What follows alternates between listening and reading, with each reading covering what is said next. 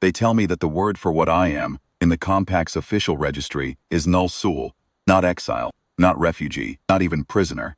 The Sarathian Compact has a very precise vocabulary for what the Velatha 3 Thresh caste represents, and their precision, I have learned, is not an accident. Words chosen with care do more than describe, they instruct. A null soul is not entitled to port facilities.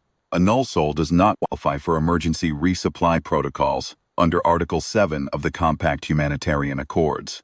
A null soul cannot file a distress petition with the Interspecies Transit Authority, because the authority's founding charter defines personhood by spiritual registry, and the Thresh, by unanimous decree of the Velathri High Synod of Souls, are not registered. We were removed from the registry 11 years ago in a ceremony I did not witness but have been told was brief. Our names were read aloud, one by one, from a list compiled over 3 years of deliberation, and then a single phrase was spoken over each name. Withdrawn. That is how you unmake a people in 7 syllables. I keep a record of everything. That is what scribes do, and though I was stripped of my formal duties when the Synod issued its decree, I have not stopped. I have 12 binding staves of compressed memory weave. Each one holds 20,000 lines of notation, and I have filled 8 of them entirely since the night the transport Korath Vel left Velathri space for the last time. I write because I was trained to write. I write because if I stop, I will have accepted that our record is finished.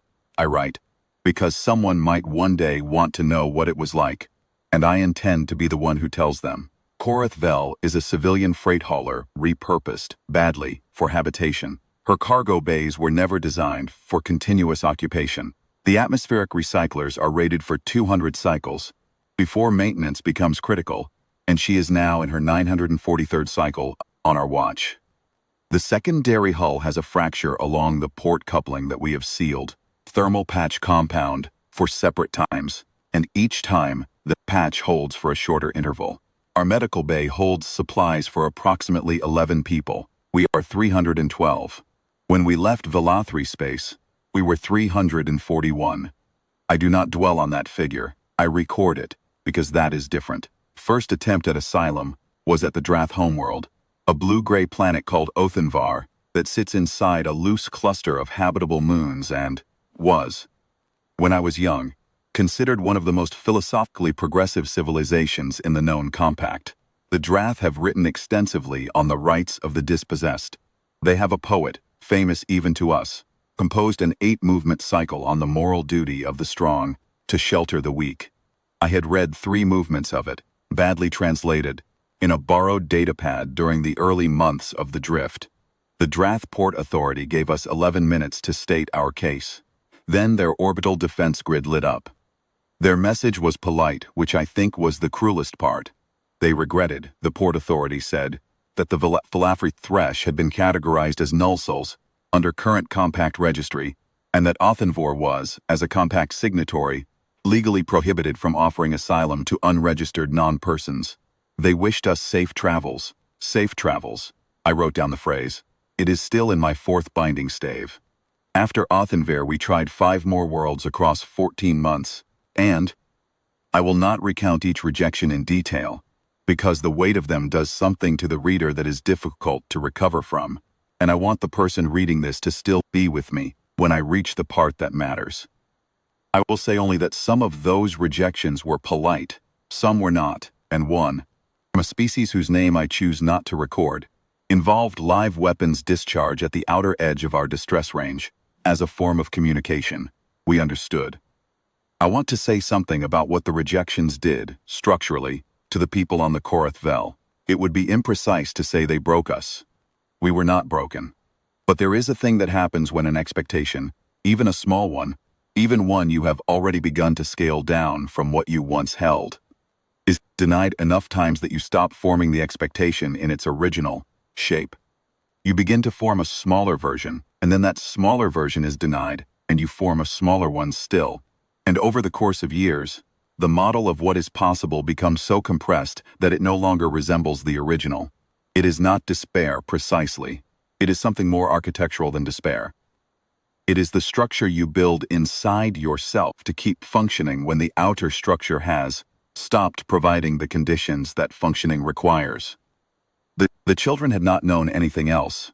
The youngest among us, a girl named Severi who was 3 years old when we left Velathri space, had known only the Korath Vel and the recycled air, and the particular quality of the emergency lighting that we ran at 3/4 capacity to conserve power. She knew the settling sound of the hull. She knew the way the fans cycled. She had never seen a planet from the ground. When I write about her, which I do, I try to write with the precision that she deserves, not as a symbol of what was lost, as a person whose entire architecture of the world was built in a cargo bay and who built it with the materials available, who did Zathon without complaint because complaint requires the concept of an alternative. And she had not been given that concept in large supply. What she had been given instead was the community. We had that. Whatever else the drift stripped from us, it did not strip the fact that 300 people in an enclosed space become, over years, something more coherent than a group. We developed habits and rituals, and the specific grammar of people who have navigated difficulty together. We knew each other's rhythms, each other's particular ways of managing fear, each other's reliable competencies and acknowledged limitations.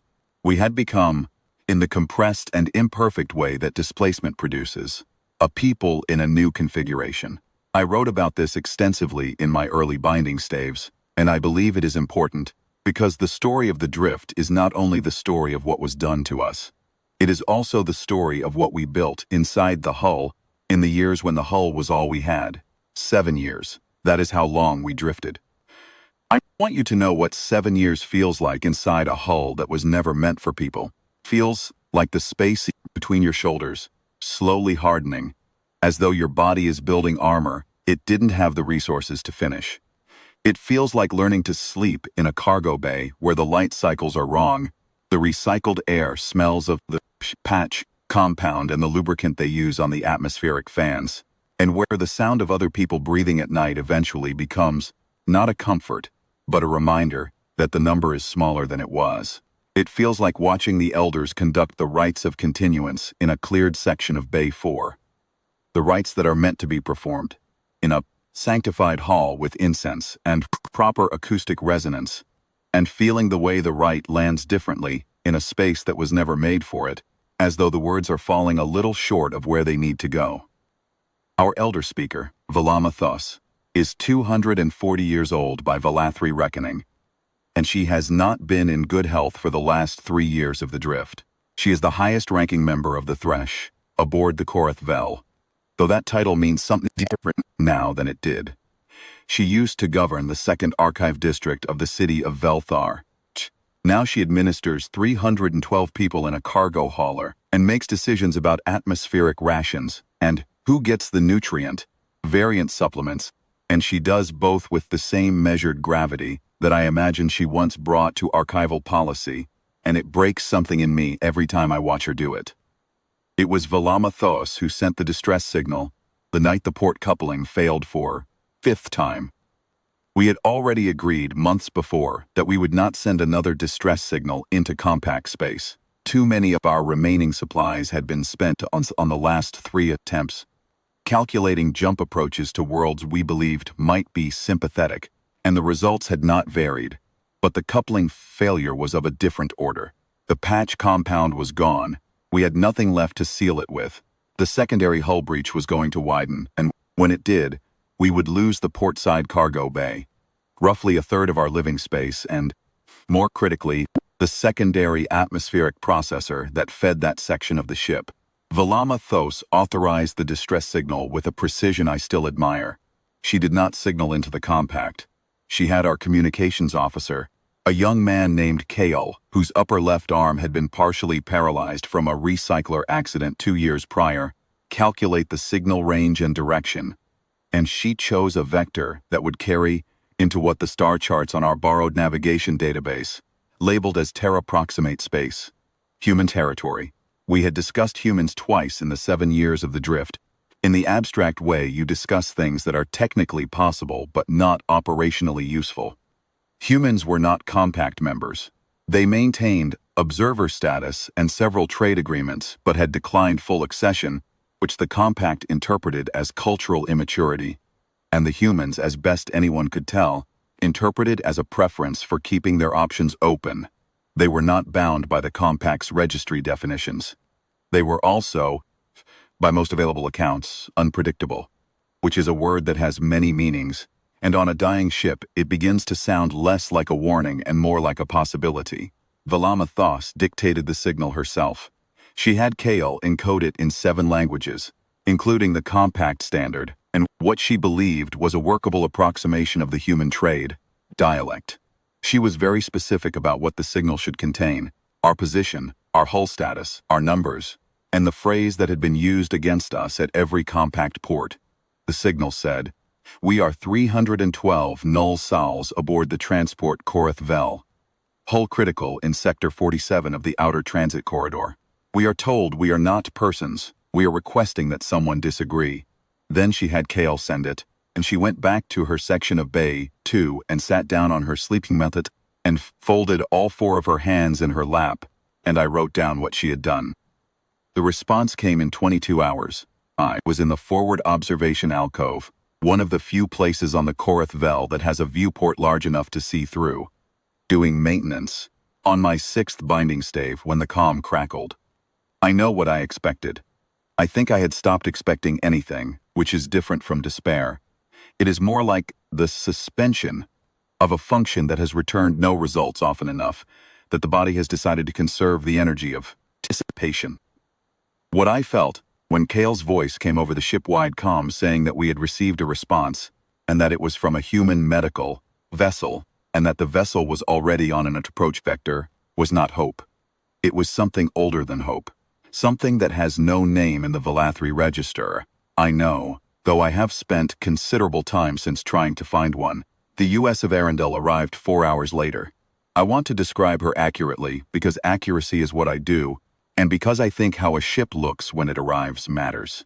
The Arundel is a United Earth Survey vessel, hull rated for deep transit, with the white and gray livery that the human medical fleet uses, and the Red Cross symbol that, I have since learned, has been carried on human vessels of healing for centuries. She is not small. She is approximately twice the mass of the Korath Vel, but she is not large in the way that the compact military transits are large, the way that the Drath defensive grid had been large when it lit up against us. She is large in the way that a thing is large when it is full of rooms and supplies, and people who have come with the intention of being useful. She held position alongside us for 12 minutes before her approach comm opened. The voice that came through was female, low register, and spoke in the human trade dialect with what I later learned was a Northern Terran accent, specifically from a place called the Accra Coastal Prefecture. It said in very serviceable compact standard, "Korath Vel, this is Medical Commander Yara Osi of the Use of Arundel. We received your signal. I have teams ready to come across whenever you're prepared to receive us. We don't need anything from you. Just tell me when." I listened to that message 3 times. Then I went to find Velama Thos. She was awake. I think she had not slept since the signal was sent. She sat in the same position I had last seen her, hands folded, and when I told her what the message said, she was quiet for a long time. Long enough that the recycler fans cycled twice and the portside hull made its low, periodic settling sound that we had all learned to track the way you track a heartbeat. Then she said, "They're coming." Not a question, a calibration, the internal process of accepting a data point that does not fit the existing model. "Yes," I said, "they're coming." She unfolded her hands and stood up. And she was slow about it, in the way that 240-year-old bodies are slow, and then she squared her shoulders and said, "Then we will be ready to receive them." We had 37 minutes before the Arundel's first shuttle came across. The shuttle docked at our port airlock, the one near the compromised coupling, which required someone to stand beside it with a manual pressure gauge and call out readings. Our engineer Davin did for the entire duration without complaint. The lock cycled. The first person through it was a human woman of medium height, wearing the pale gray uniform of the UESV Medical Corps with a white outer jacket over it. She had dark skin and close-cut hair, and she was carrying a triage scanner in one hand and a hard-copy data board in the other. And she walked through the airlock of a dying alien freight hauler, as though she walked through dying alien freight haulers regularly, which I later discovered she essentially did. Behind her came 4 more humans, and 2 people in slightly different uniforms who I identified as the Marine escort from the sidearms on their hips.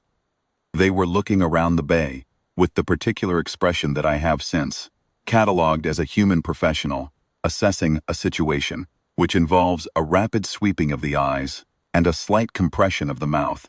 Commander Osi looked at the nearest cluster of Thresh, a family group from the mid-district of the old city, 2 adults and 3 children huddled near the port recycler housing, and then she looked at the space around them. And then she looked at me, because I was standing at the front of the assembled Thresh, and I was the one holding a notation stave. I registered as authority to her, the way it would to any culture that correlates record-keeping with governance. She said, in compact standard, "Are you the person I should talk to about triaging your people?"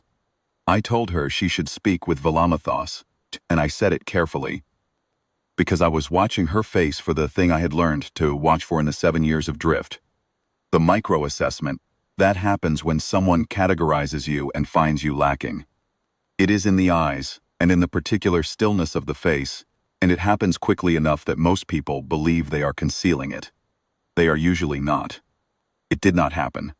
Commander Osi looked at me, and then at Velamathos, who had come to stand beside me, and the expression on her face was one I would catalog later, after I had more data, straightforward professional attention.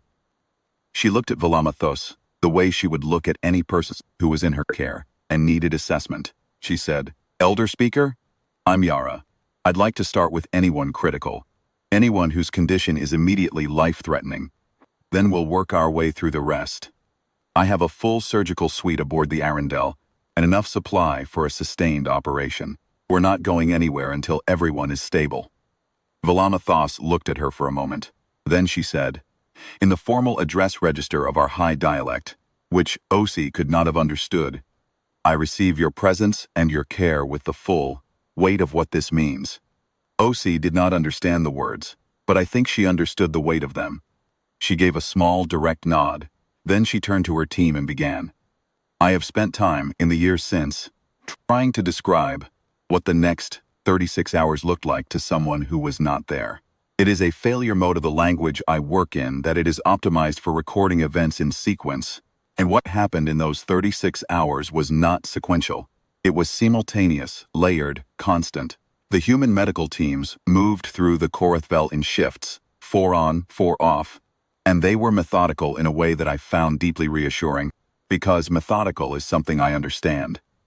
They had a triage system with 4 priority levels, and they did not apologize for it or soften it. They explained it clearly, and then they applied it without deviation. The children went first, was not the order we had expected, but which none of us argued with. Then the elders, including Velamathos herself, who submitted to the scanner with the particular dignity of a person who considers her body a secondary concern, but who has enough wisdom to know when other people's assessment of it matters. Then the working-age adults. Then last, the people who had declared themselves well when they weren't, turned out to be 11 of us, including me. I had a secondary respiratory compression that I had been cataloging in my own notes for 3 months and categorizing as manageable, which the Arendelle's medical A classified as stage 2 chronic and scheduled for treatment before I finished, explaining that I was fine. What I remember most distinctly from those 36 hours is not the medical outcomes, though I recorded each one, but the texture of the interaction. The human medics were, without exception, composed. Not distant. There is a difference, and it matters to record it accurately. They were the composure of people whose full attention is engaged, not the composure of people who have decided not to be present. They looked at the people they were treating. They explained what they were doing and why, even to those of us who only partially understood the trade dialect, because explanation was apparently part of the protocol, not an optional courtesy. 2 of the medics spoke a broken but functional version of the Velathri common tongue, which they had, apparently, studied in the hours between receiving our signal and arriving alongside us. And if there is a more accurate measurement of the word intent than spending your approach time learning the basic vocabulary of the people you are going to treat. I have not found it. That moment has stayed with me as one of several moments that required recalibration. The Arundel's medical AI called me by my name, which was in the data I had transmitted with our distress signal, and it did so without any preceding categorization. Not the Thresh scribe, not null soul designation, just Sale. If I describe the experience of being addressed as simply your own name after 7 years of being addressed as a legal category, or not addressed at all, I am going to lose precision, and precision matters to me. So I will say only that it required a recalibration that I had not anticipated and leave the reader to understand what that means. The coupling repair was separate from the medical operation and happened in parallel. 2 of the Arundel's engineers, 1 human, one what I was told was a human-allied species called a Karathi, stocky and 4-fingered, and apparently one of the best material weld technicians in the UEC's Deep Transit Division, went directly to the hull breach with a case of equipment that did not resemble any patch compound I had ever seen. They were done in 4 hours. What they used was not patch compound. It was a structural rebonding process that the human called a molecular seam, and the result was, when I later had Davin inspect it, rated for 10,000 cycles of standard atmospheric pressure. We had spent 7 years sealing that coupling with compound that lasted 200. I sat in the forward alcove while the work went on around me, and I wrote, because it was the only thing I knew how to do with an experience that was exceeding every parameter I had established for what receiving help looked like. I wrote down what I saw, the careful hands, the scanner readouts, the children eating, and this requires its own notation, the children eating ration bars from the Arundel's supply stores that the medics had simply begun distributing without being asked, because their triage protocol apparently included nutritional assessment, and our children had not had surplus nutrition in 3 years. I watched a human medic, young, male, with the careful focus of someone who is recently qualified and is very serious about doing his job correctly, sit on the deck beside a child who was too frightened to approach the medical station and spend 11 minutes doing nothing except being present, in the patient way that I have since identified as a specific human skill, until the child came to him. I wrote it all down. 18 hours into the operation, a compact vessel arrived. I knew what it was before Kale told me, because the approach signature on our sensors was a Sarathian diplomatic cruiser, which has a distinctive drive signature, high efficiency, slightly asymmetric, designed for the longer transit lanes. The Sarathian Compact uses its diplomatic cruisers for what it calls oversight operations, which is the category of activity that involves ensuring that compact signatory decisions are respected across the transit corridors. They had been monitoring our signal frequencies. That was my first thought. They had watched us send the distress call and tracked where it went, and they had calculated the approach time for a diplomatic cruiser, and they had sent one. Commander Osi was in the Arundel's forward bay working her way through a patient list when her comm officer patched the Sarathian hail through to her. I was not present for this conversation, but I was given the transcript later because Osi kept logs of everything, which is a professional habit we share, and she gave me access to her files after the situation was resolved. She has always been precise about documentation. The Sarathian diplomatic representative was a senior official named Tarvel Orith. Title translates approximately as Compact Continuity Overseer, and he informed Commander Osi, in formal Compact Standard, that the occupants of the Korithvel were registered Znull souls under current Compact Registry definitions, and were therefore not eligible for asylum, medical assistance under the humanitarian protocols, or relocation to any world operating under Compact Charter. He said this calmly and at length. He cited 4 separate articles of the Compact Founding Charter. He used the word null soul 9 times, which I noted. When he finished, Commander Osi said, "Thank you, Overseer. I've noted your position," he said. "You are required to cease assistance operations and allow the Korithvel to continue on its current vector," she said. Also filed, Earth's Provisional Asylum Declaration for the occupants of the Korithvel under Article 14 of the United Earth Emergency Medical Response Statute, That was filed with the UC Command Authority 19 hours ago, before we began operations. Copy has been transmitted to your office. There was a pause. He said, Earth is not a compact full member. You have no standing to, she said. Observer members, which carries provisional asylum authority under the Transit Corridor Accords of 2271, which your government ratified. The legal reference is on the data card I just sent you.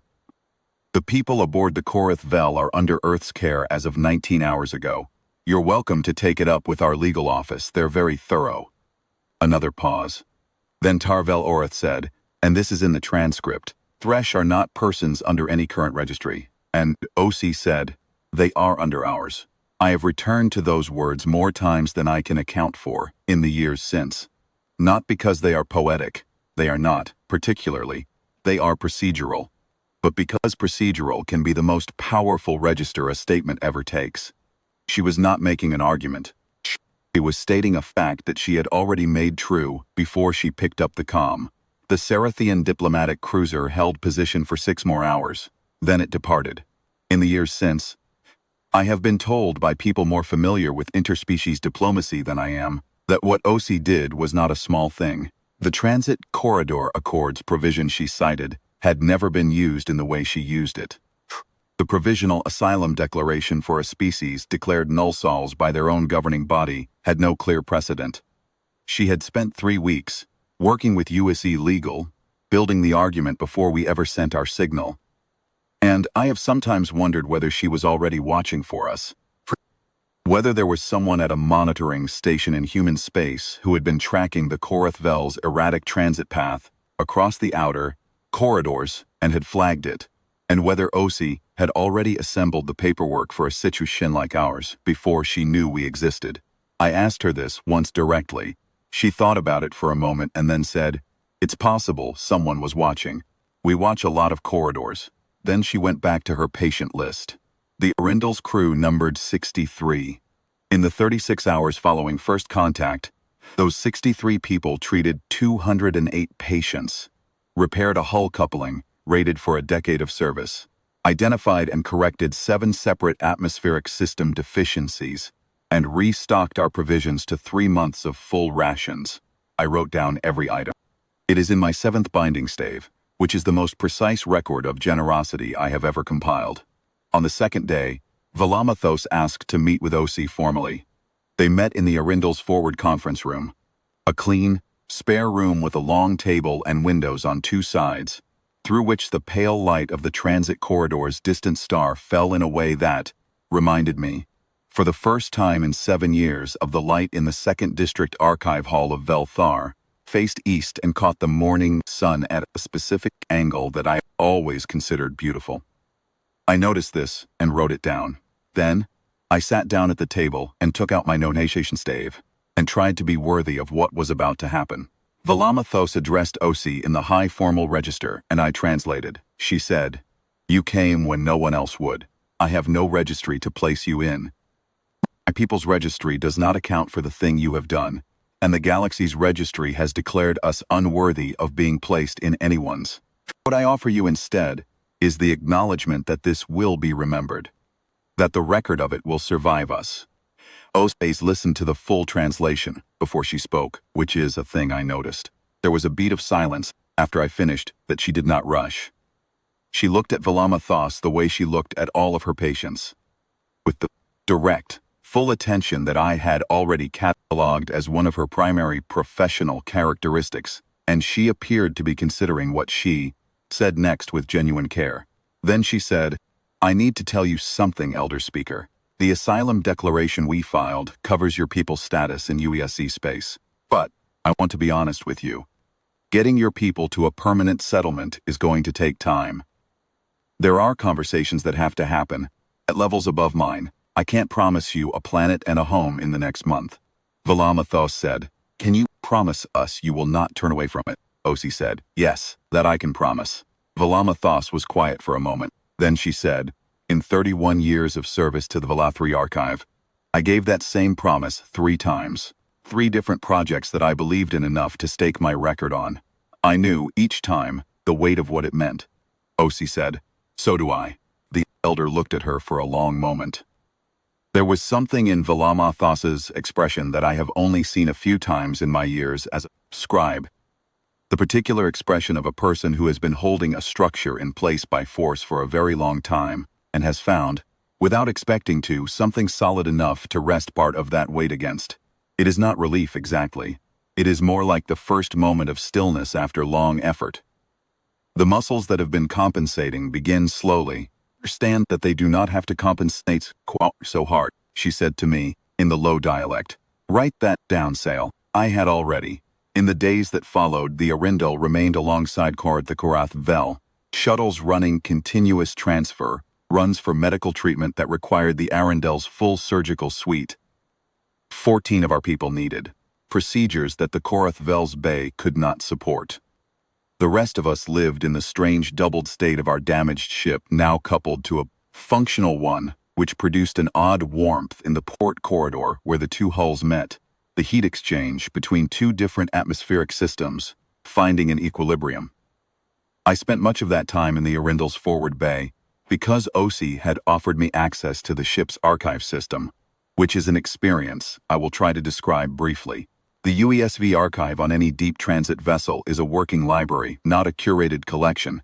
It holds research files, medical databases, navigation records, the accumulated documentation of whatever missions the ship has run.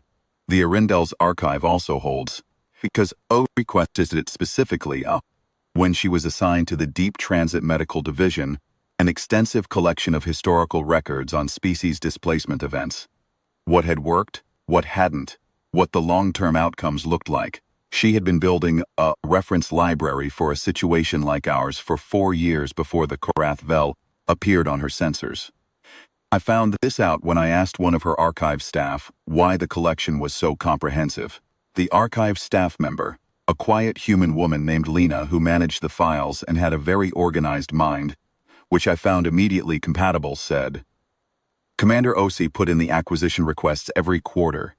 She said we'd need them eventually. I sat with that for a long time. There is a word in the Velathri High dialect, not the formal register, but the philosophical one, which is used in the annotative margins of archive texts, rather than in speech. That refers to the act of preparing for something you do not yet know will happen, undertaken in the faith that it will matter when it does. It is a compound word, and it translates imperfectly, and the human language doesn't have a direct equivalent that I've found, though the practice appears to exist in many human cultures. But the concept is considered. In the Velathri philosophical tradition, one of the highest forms of what we would call care, the care that is not reactive but structural, built into how you organize your days before the need arrives. Commander Osi had been practicing that form of care for 4 years on our behalf, before she knew we existed.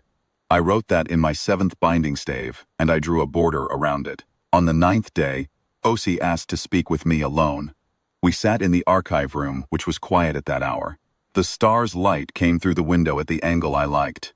She had her data board, and I had my notation stave, and we sat for a moment in the comfortable silence of two people who both keep records and find that to be sufficient common ground, she said. I want to ask you something, and I want you to be honest if my question is wrong, I said. You may ask, she said. We're done here. When I've transferred the last of your critical cases, and completed the hull work, and done everything I can do from this ship, what does your elder speaker want? Not what the diplomatic process allows. What does she want? I thought about it carefully, because it deserved care. Then I said, she wants what every person who has spent 7 years in a dying hull wants. Solid ground. A room whose walls don't settle. A place to conduct the rites properly, with the right acoustics so the words go where they're supposed to go. She wants her people to stop being a number that is smaller each year. Osi made a note on her data board. Then she said, there's a station. It's human-operated, in the outer transit zone, about 14 days from here at your ship's speed. It's a research and waypoint facility. Not a colony, but it has permanent residential capacity and its own agricultural section. It's about a third occupied. The director is a former deep transit captain, name of Harmon Vess, and he owes me a considerable professional debt. She paused. I've already asked him. He said yes. I looked at her, she said. It's not a planet. It's not permanent, not officially, not yet. It's solid. The walls don't settle. The residential sections have good acoustic design. Because Harmon insisted on it when they built the place. Reasons he's embarrassingly sentimental about. A pause, and it's a start. From there the legal work can proceed. We'll have time, I said. You have been planning this since before we signaled. She said, I had some options ready. Yes. I didn't want to get here and have nowhere to take you. I sat with that for a moment. Then I said, Commander Osei. She said, Yara. I said, Yara. In the Velathri High Archive tradition, when a scribe prepares an account of events of significance, the final act of record is to determine the proper naming for the account. Not the title, but the classification, the ontological category that tells future readers what kind of thing this document is. An account of governance is classified one way.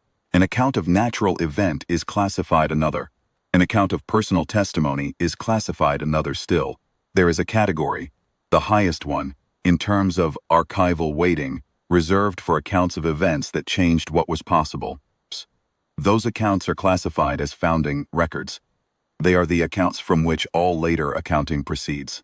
She was listening with the kind of attention that means the words are going in, not just past. I said, I am going to classify this account as a founding record. She did not say anything immediately. Then, she said carefully, I hope that's right. I said it is.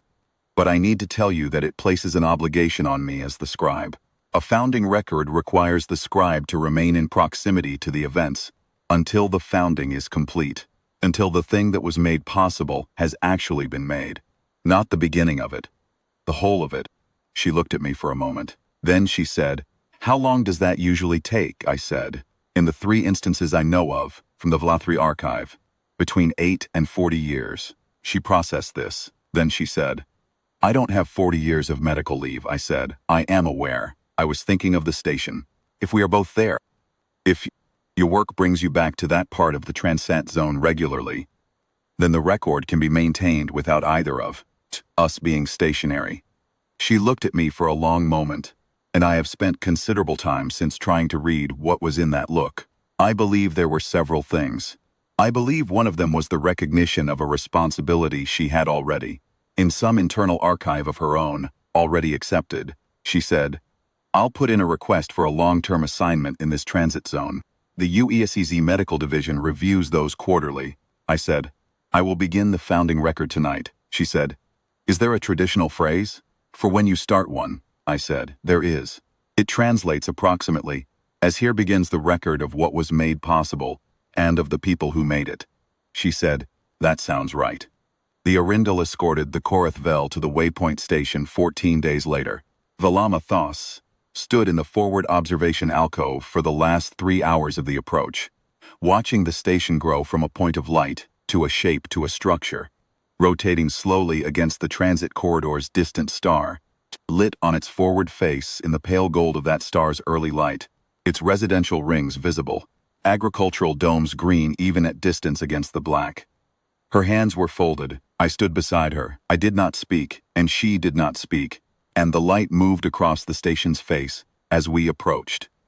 And at some point I realized that she was not crying, which I had half expected. She was doing something that, in the Velathri register, is a higher thing than crying, which is to say she was present, entirely, and without protection, to what she was seeing. When we docked, Director Harmon Vess was on the landing deck himself. He is a large man, gray-haired and broad-shouldered, with the manners of someone who has spent a long time in command of vessels in difficult conditions and has arrived at a style of authority that does not require volume. He shook Velama Thos's hand, all 4 of them, which I noted, because he had clearly researched the correct form of Velathri greeting, and said, Welcome to Meridian Station, Elder Speaker. We've been getting rooms ready for you. Velama Thos looked at the landing deck around her, the warm interior lighting, the scuffed but solid floor, high ceilings that produced the acoustic quality that Osi had mentioned. And she said, in the trade dialect, slowly, We are here. Vess said, You are. She said, We are actually here. He looked at her with understanding. He said, Yes, take your time. 312 people came down the ramp of the Korath Vel over the next 4 hours. The children first, because the medics on the Arindel had established that protocol and we had all internalized it. Then the elders. Then the rest of us. I was among the last. I stood at the top of the ramp and looked out at the landing deck, full now with my people moving through it, and then I looked at the station beyond. The corridor that led to the residential ring, the faint green glow of the agricultural dome visible through a passage window, the lights on, and all of them steady.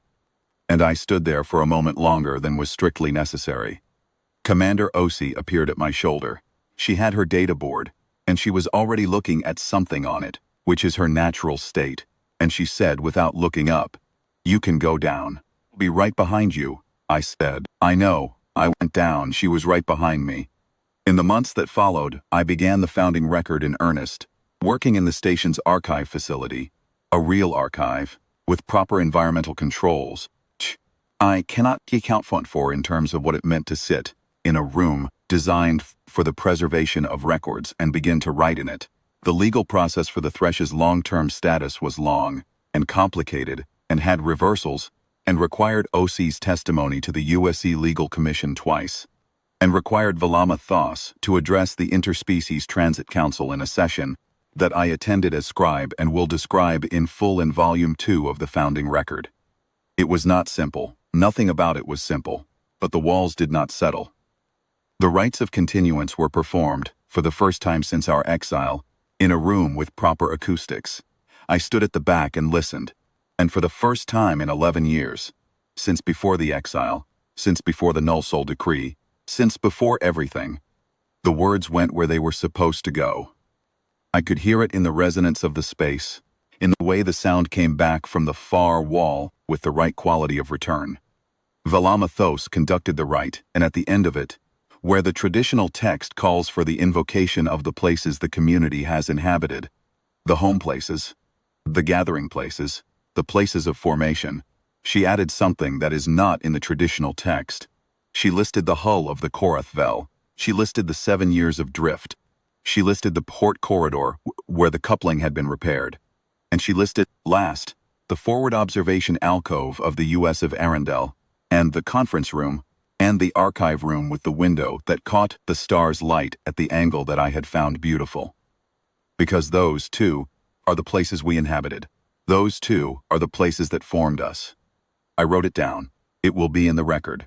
There is a thing that happens when you have spent enough years being told that your existence is a legal category rather than a fact, can describe only in the vocabulary of recalibration. You build a model of what your existence is, and that model incorporates the external categorization whether you want it to or not, because the external categorization is applied to you consistently and at sufficient weight that it becomes structural. You do not become it. It becomes a part of how you move through the world. What you permit yourself to expect, what parameters you set for what is possible, how you file the incoming data of daily experience. And then something happens that the model cannot account for, and you have to rebuild the model. That process, for me, took approximately 3 years. I know this because I kept records. In the early months at Meridian Station, I caught myself flinching before comm channels opened, waiting for the categorization. I caught myself calculating whether I had the right to use a particular corridor, a particular archive terminal, particular allocation of ration supplements, before I used it. I caught myself, in one instance that I remember with clarity, hesitating at the entrance to the archive facility in the morning, standing outside the door for a full minute before going in, because some calibrated part of me was waiting to be told that today was the day the permission ended. It did not end. I went in. I sat at the archive terminal, and I wrote. Osi, when I told her about the minute at the door, said, "That sounds like a reasonable response to an unreasonable amount of experience. Give it time," I said. "I am giving it time," she said. "Good." Then she said, "I do it too. With different things, it's a reasonable response." That she volunteered this was, in itself, data point I wrote down.